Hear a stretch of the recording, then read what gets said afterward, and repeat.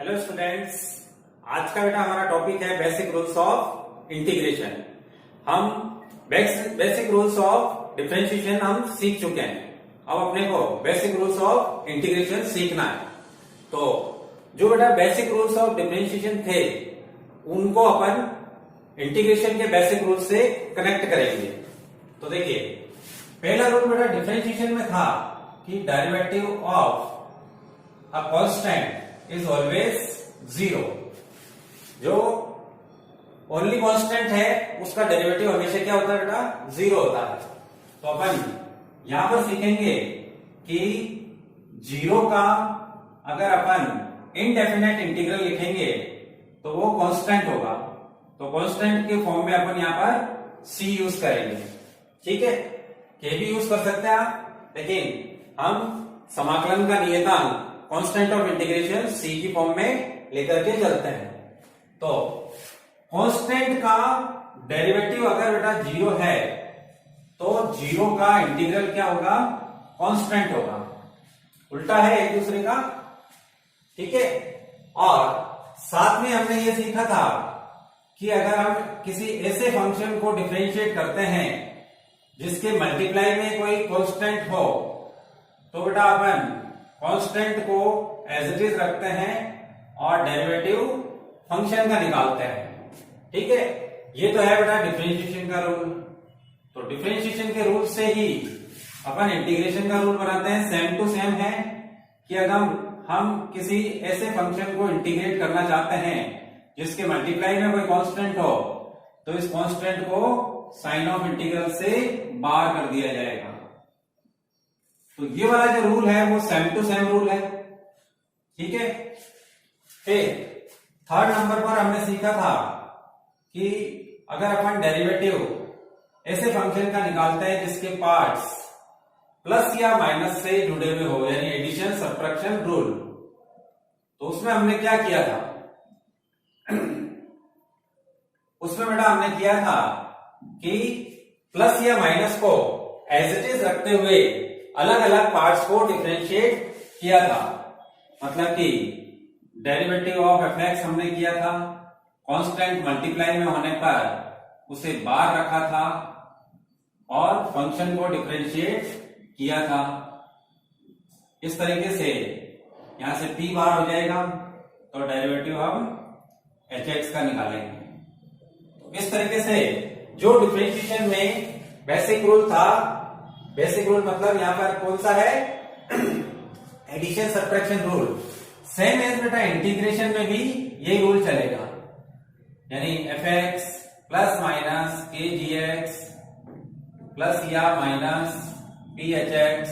इस तरीके से कुछ फंक्शंस के पार्ट जुड़े हुए हैं जिनको अपने को इंटीग्रेट करना है। तो डिफरेंशिएशन की जैसे ही इसमें भी हम क्या करेंगे? अलग अलग इन पार्ट्स को इंटीग्रेट करेंगे, यानी एफ एक्स का अलग करेंगे।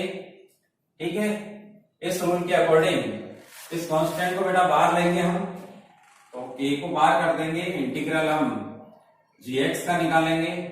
ऐसे नेक्स्ट टर्म में प्लस या माइनस के बाद में p कांस्टेंट है तो p integral of H x निकालेंगे। ठीक है, तो ये वाला रूल भी सेम टू सेम है और ये वाला रूल भी सेम टू सेम है। फिर ऐसे ही हमने सीखा था कि डेरिवेटिव ऑफ u v, यानी दो फंक्शन जब मल्टीप्लाई में थे तो हमने एक को साफ और दूसरे को मार्क किया था। मीन टू से कि एक को तो एज इट इज रखो, दूसरे को डिफरेंशिएट करो, फिर दूसरे को एज इट इज रखो, फर्स्ट को डिफरेंशिएट करो।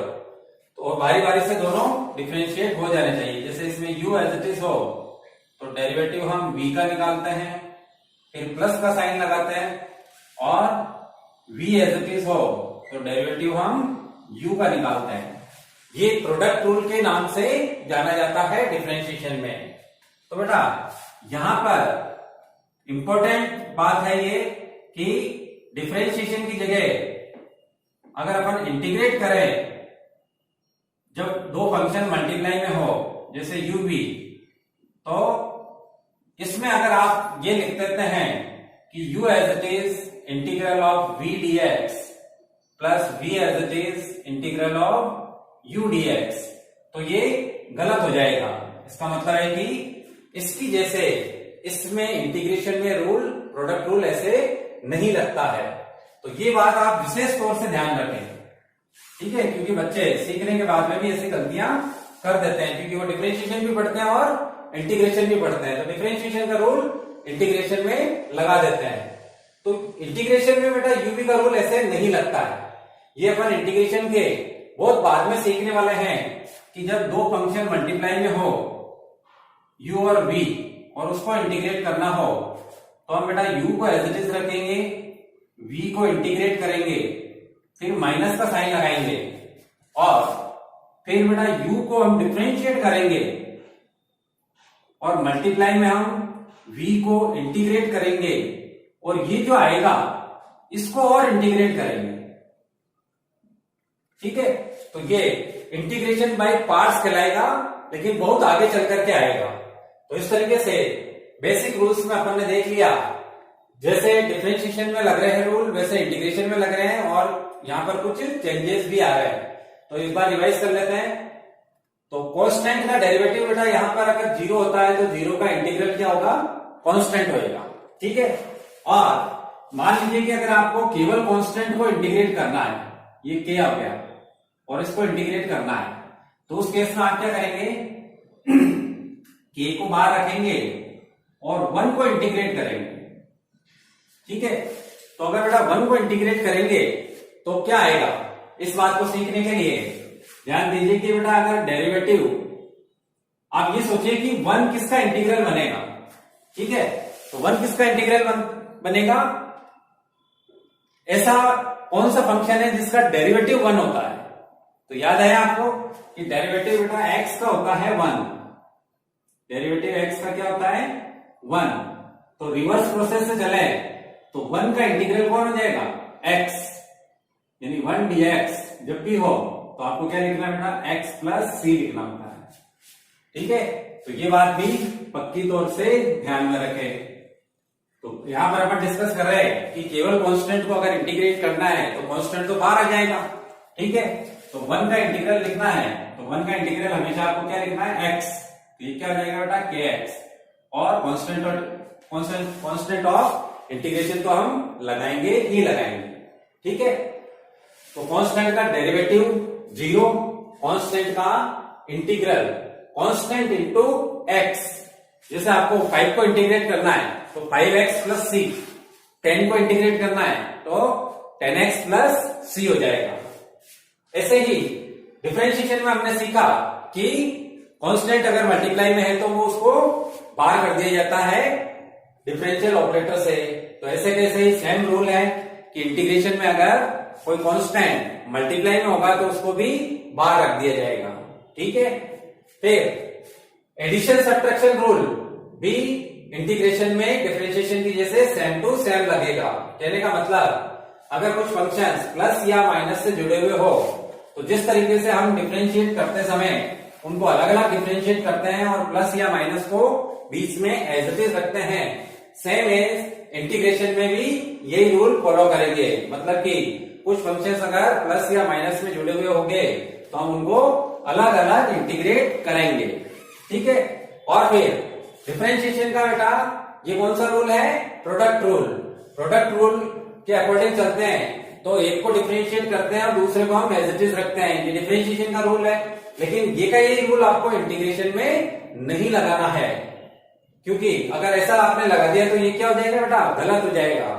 तो ये अपने को इस तरीके से लगाना होता है, जो कि अपन बहुत आगे चल करके सीखेंगे। इंटीग्रेशन बाय पार्ट्स कहलाता है, हिंदी में कहें तो इसे खंडस समाकलन में पढ़ेंगे हम।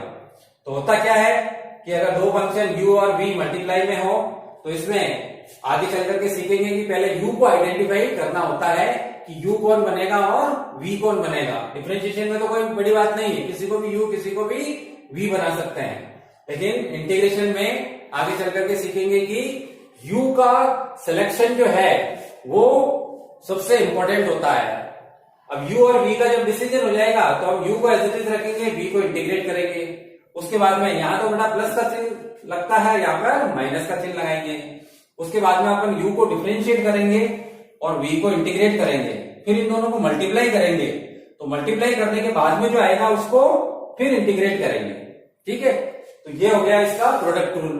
ठीक है, एक रूल और है, हमने डिफरेंशिएशन में पढ़ा था बेटा क्वोशिएंट रूल, यानी u ओवर v का रूल।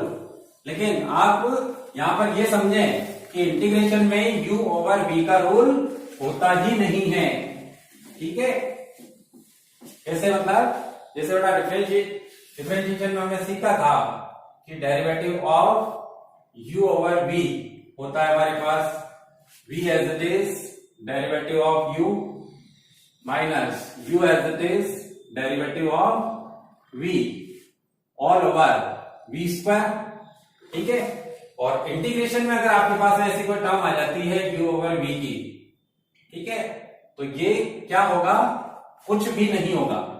इसको अपन क्या सीखेंगे, नॉट अवेलेबल, यानी कहने का मतलब इंटीग्रेशन में u बाई v का रूल होता ही नहीं है, इसलिए ऐसा आपको दिमाग रखना ही नहीं है। डिफरेंशिएशन में तो होता है लेकिन इंटीग्रेशन में नहीं होता है। तो इस तरीके से अपन बेटा यहाँ पर इंटीग्रेशन के बेसिक रूल्स सीख सकते हैं।